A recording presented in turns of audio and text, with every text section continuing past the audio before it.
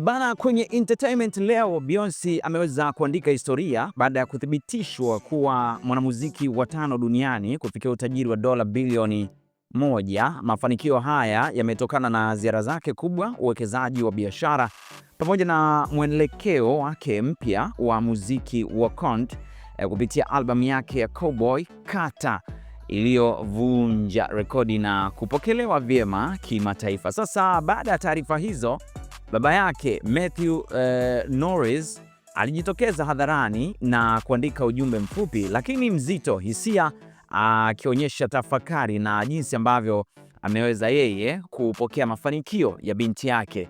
Matthew aliweza kuandika namna hii, anasema, najivunia sana binti yangu, amefanya kazi kwa bidii na imeweza kuzaa matunda. Beyonce sasa ni bilionea. Uamuzi wake wa kishujaa wa kugeukia muziki wa country umeanza na matunda makubwa sana, ukiongoza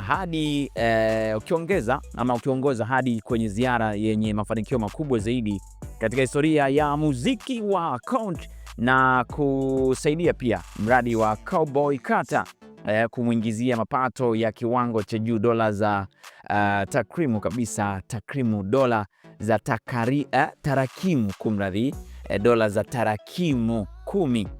Noma sana. Sasa mafanikio hayo bana yamemfanya Beyonce kuwa mwanamuziki wa 5 duniani kufanikiwa ama kufanikisha jambo hilo. Ujumbe huo umeamsha hisia kwa mashabiki wengi, wakitaja safari ya Beyonce kama mfano wa nidhamu, uvumilivu na maamuzi sahihi ya muda mrefu. Kwa sasa Beyonce anaungana na majina makubwa kama Jay-Z, Rihanna, Taylor Swift na Paul McCartney kwenye klabu adimu ya wasanii waliothibitishwa kufikia hadhi ya ubilionea. Bana, nini comment yako?